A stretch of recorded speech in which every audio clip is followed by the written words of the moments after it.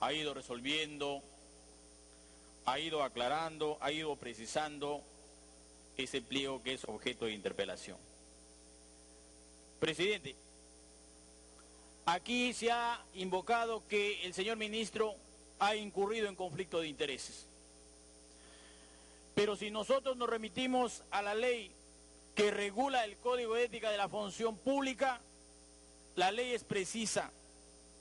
Señala que para que exista conflicto de intereses debe haber una simultaneidad entre interés personal y el interés público que afecta, presidente. Es decir, las relaciones tienen que haber colisionado con el cumplimiento de deberes y funciones a cargo del funcionario público, y que no es el caso, presidente, del señor ministro, porque no existió esa similitud en el desempeño de su función. El señor ministro asume sus funciones el 25 de febrero de 2014, 6 meses después de que Perú Petro había decidido no solamente prorrogar el lote 3 y 4, que es materia de discusión, sino otros. Perú Petro es la institución creada por ley para asumir este tipo de decisiones. La ley orgánica de hidrocarburos señala de manera categórica que el Ministerio de Energía y Minas no es instancia de negociación y de decisión en lo que concierne a contratos petroleros. Además de ello, presidente, este acuerdo, que es materia de controversia, se sustenta en el informe técnico y en el informe legal, presidente.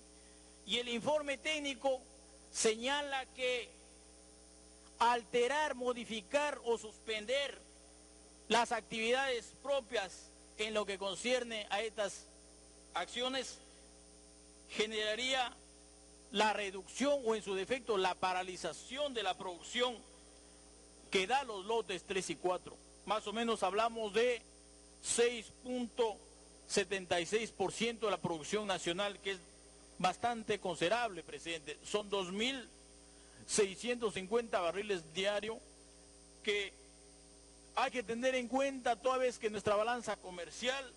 Además de ello, presidente, aquí hay que decirle al país y a la representación nacional que, por supuesto, soy un convencido que la mayoría lo comprende, lo entiende, y de ahí ese ánimo de escuchar la forma como lo ha manifestado el señor ministro.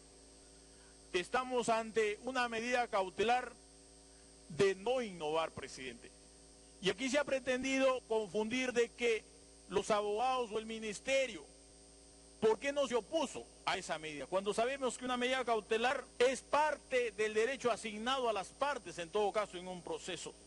Hoy hemos visto con meridiana claridad, presidente, que estamos ante una medida cautelar y además un arbitraje en trámite. Y la medida cautelar, señora presidenta, paralizaba cualquier actividad que en este caso hubiese implementado tanto Perú Petro por un lado como por el otro lado la empresa, en este caso Intervil. Pero la que tenía mayor protección era la empresa. Pero esto por mandato de la ley, por la definición y por el propósito que busca la medida cautelar, no es que por una decisión caprichosa o malintencionada del ministerio.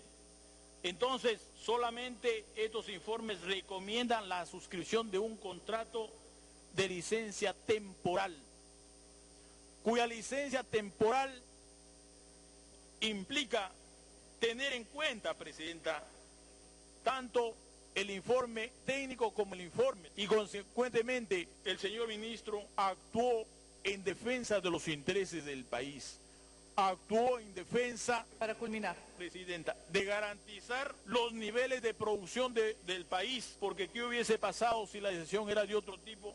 Realmente se ponía en grave riesgo, no solamente el desacato a una medida cautelar, sea cual fuera el resultado posterior, sino generaba una mejor recaudación de regalías, menores transferencias, reducción de canon y sobrecanon en regiones como Piura. Consecuentemente, Presidenta, para culminar mi intervención, la bancada de Gana Perú, haciendo uso y respetando los juegos de la democracia, saluda realmente la presencia del señor ministro, así como la participación de la oposición que ha hecho uso de su derecho, y espero que nosotros, representantes del país, actuemos Para culminar. de la mejor manera en salvaguarda de defender los intereses del país.